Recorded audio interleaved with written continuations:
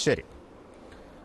Shri A Sajeevan, ഈ കോൺഗ്രസിന് തന്നെ ആവശ്യമില്ലെങ്കിൽ തനിക്ക് മുന്നിൽ വേറെ വഴികളുണ്ട് എന്നാണ് തരൂർ പറയുന്നത്.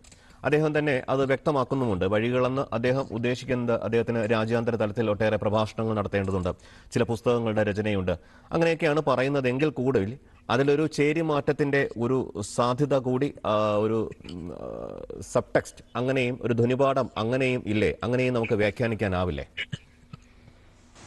ചേരിമാറ്റം പ്രധാനമായിട്ട് തരൂർ കാണുന്നുണ്ട് എന്ന് ഞാൻ വിചാരിക്കുന്നില്ല. അദ്ദേഹത്തിന്റെ മുന്നിലുള്ള പ്രധാനപ്പെട്ട കാര്യം എന്ന് പറയുന്നത്, അദ്ദേഹം തന്നെ തുറന്നു പറഞ്ഞ പോലെ എന്റെ കഴിവുകൾ പാർട്ടി ഉപയോഗിക്കണം. അത് എന്ന് വെച്ചാൽ നമുക്കറിയാം കൃത്യമായിട്ട് കേരളത്തിലാണ് അദ്ദേഹത്തിന് താല്പര്യം. കേരളത്തിൽ താക്കോൽ സ്ഥാനം, അതായത് മുഖ്യമന്ത്രി സ്ഥാനമാണ് അദ്ദേഹം ആഗ്രഹിക്കുന്നത്. എനിക്ക് പാർട്ടിക്ക് അതീതമായിട്ടുള്ള വോട്ട് ഷെയർ ഉണ്ട് എന്നൊക്കെ അദ്ദേഹം പറയുമ്പോൾ അദ്ദേഹത്തിന് വേണ്ടത് ഇതാണ്. അത് അദ്ദേഹം പാർട്ടിക്ക് മുമ്പിൽ വെക്കുന്നുണ്ട്. അതല്ലെങ്കിൽ മറ്റു ഓപ്ഷൻസ് എന്ന് പറയുമ്പോൾ അദ്ദേഹം മറ്റ് പാർട്ടികളിലേക്ക് പോവാൻ, ഇവിടെ നേരത്തെ ജേക്കബൊക്കെ പറഞ്ഞ പോലെ BJP-യിലേക്ക് പോകില്ല എന്നുള്ള കാര്യം 100 തരാം. കാരണം BJP-യുടെ ആശയങ്ങളുമായിട്ട് ഒരിക്കലും തനിക്ക് പൊരുത്തപ്പെടാൻ പറ്റില്ല എന്ന് ശശി തരൂർ പലതവണ പറഞ്ഞിട്ടുണ്ട്. അദ്ദേഹത്തിന്റെ പുസ്തകം പോലും അതാണ്. BJP-യുടെ ഹിന്ദുത്വവാദവും തന്റെ ഹിന്ദു ബോധവും രണ്ടും രണ്ടാണ് എന്ന് ശശി തരൂർ ആ പുസ്തകത്തിലൂടെ വ്യക്തമാക്കുന്നുണ്ട്. അപ്പൊ സ്വാഭാവികമായിട്ടും ശശി തരൂർ BJP-യിലേക്ക് പോയി. പക്ഷെ അദ്ദേഹം കാലുയർത്തി എടുക്കുന്ന LDF-ന്റെ ഭാഗമാണ്. ഇപ്പൊ CPI-യിലോ നേരത്തെ പറഞ്ഞ പോലെ CPM-ലോ അങ്ങനെയൊക്കെ പോകാനുള്ള താല്പര്യം.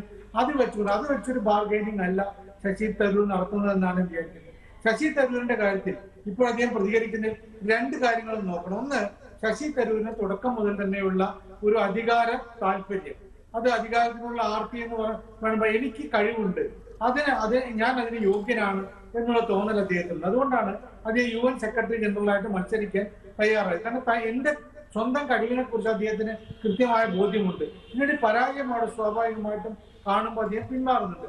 കോൺഗ്രസ് പ്രസിഡന്റായിട്ട് അദ്ദേഹം മത്സരിക്കുന്നത് അതുപോലെ ഇതിനു വേണ്ടിയിട്ടാണ്. എനിക്ക് എന്റെ കഴിവ് അദ്ദേഹത്തിന് തീർച്ചയായിട്ടും തുലനം ചെയ്തിട്ടുണ്ടാവുക. ഈ മല്ലികാർജുൻ ഖാർഗെ എന്ന് പറയുന്ന വ്യക്തിയും താനും തമ്മിലുള്ള ഒരു വ്യത്യാസം, അതിൽ തനിക്ക് കുറെ കൂടി ഇന്നോവേറ്റീവ് ആയിട്ട് കുറെ കാര്യങ്ങൾ ചെയ്യാൻ പറ്റുന്നുള്ള ഒരു തോന്നൽ, അങ്ങനെ സ്വന്തം വ്യക്തിത്വത്തെ കുറിച്ചൊരു അഭിമാനം ശശി തരൂരിനുണ്ട്. അതുകൊണ്ടാണ് അദ്ദേഹം മത്സരിച്ചത്. അദ്ദേഹം മന്ത്രിയായിട്ട് ഇവിടെ നിന്നപ്പോഴും നേരത്തെ MP ആയിട്ട് മത്സരിച്ചപ്പോഴും മന്ത്രിയായപ്പോഴൊക്കെ അദ്ദേഹത്തിന്റെ മനസ്സിൽ ഉന്നതങ്ങളിലേക്കുള്ള സ്ഥാനം തന്നെയാണ്.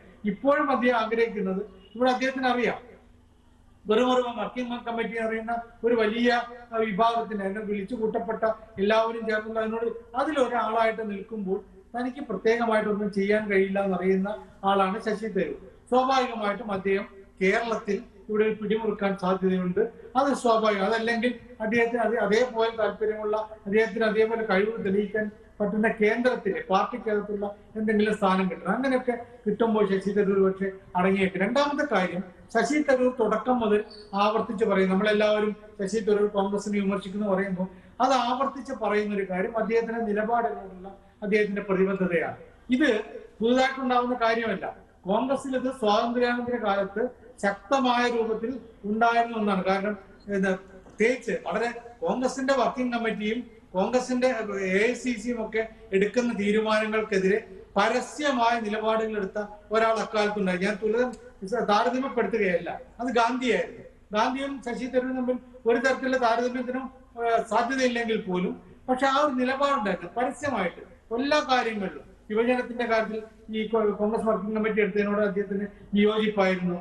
ഓരോ പാകിസ്ഥാനുള്ള പണം കൊടുക്കുന്ന കാര്യത്തിൽ ഇവിടെയുള്ള അഭയാർത്ഥികളെ, ഇവിടെ നിന്ന് പോയ പാകിസ്ഥാനിലേക്ക് പോയ അഭയാർത്ഥികൾ തിരിച്ചു കൊണ്ടുവരുന്ന കാര്യത്തിലൊക്കെ അദ്ദേഹം കൃത്യമായിട്ട്, അദ്ദേഹം അവസാനമായിട്ട് AICC നടത്തുന്ന പ്രസംഗം പോലും 1947 നവംബർ 8-ാം തീയതി നടത്തുന്ന പ്രസംഗം പോലും വളരെ കൃത്യമാണ്. അദ്ദേഹത്തിന്റെ നിലപാട് പാർട്ടി വിരുദ്ധമെന്ന് നമ്മളിപ്പോ പറയുന്ന രൂപത്തിലുള്ള ഒന്നായിരുന്നു. അന്ന് കോൺഗ്രസ്സുകാർ 2 രീതിയിലാണ് അത് കൈകാര്യം. ഒന്ന്, ഗാന്ധിയെ തള്ളാതെ, ഗാന്ധിക്ക് ജനസ്വാധീനമുണ്ട് എന്നറിഞ്ഞുകൊണ്ട് അദ്ദേഹത്തെ തള്ളാതെ, പക്ഷെ അദ്ദേഹത്തിന്റെ നിലപാടുകളെ പൂർണ്ണമായിട്ടും നിരാകരിച്ചുകൊണ്ടാണ് മുന്നോട്ടേക്ക് പോയത്. വലിയ തർക്കങ്ങൾ AICC-യിലും വർക്കിംഗ് കമ്മിറ്റിയിലൊക്കെ ഉണ്ടായിരുന്നു. നേരിട്ടുള്ള തർക്കങ്ങളോ നെഹ്റുവായിട്ടും പട്ടേലുമായിട്ടുണ്ടായിരുന്നു. പക്ഷേ അത് ഗാന്ധിയെ തള്ളില്ല. പക്ഷെ അദ്ദേഹം പറയുന്ന ഒരു കാര്യവും അന്ന് കോൺഗ്രസ് നടപ്പാക്കിയില്ല. സത്യത്തിൽ ഇവിടെ ഇപ്പോൾ ദേശീയ തലത്തിൽ നിന്ന് കേരളത്തിലേക്ക് കിട്ടിയുള്ള നിർദ്ദേശം എന്ന് പറയുന്നത് ശശി തരൂരിനെ അവഗണിക്കുക എന്നുള്ളതല്ല. ശശി തരൂരിന് അന്ന് കോൺഗ്രസ്സുകാർ പട്ടേലും നെഹ്റു ഒക്കെ ചെയ്തതുപോലെ ശശി തരൂരിന്റെ കാര്യങ്ങൾ കേട്ട് അങ്ങനെ നിന്ന് കാര്യമായി പ്രതികരിക്കാതെ അതിനെ തന്നെ മുന്നോട്ടേക്ക് കൊണ്ടുപോകുക എന്നുള്ള ഒരു രീതിയാണ്. അത് ശശി തരൂർ എത്രമാത്രം അതിൽ ഉറച്ചു നിൽക്കുന്ന പറയാൻ പറ്റും. കാരണം അദ്ദേഹത്തിന് ഗാന്ധിയെ പോലെ ഞാൻ സബ്മിസീവായിട്ട് നിൽക്കുക എന്ന് പറയുന്ന ഒരു മനോഭാവം ഉണ്ടാവണമെന്നില്ല. ഒരു പക്ഷേ ഇതൊക്കെ ഇല്ലെങ്കിൽ അദ്ദേഹം എഴുത്തിന്റെ രീതിയിലേക്ക് പോകാം.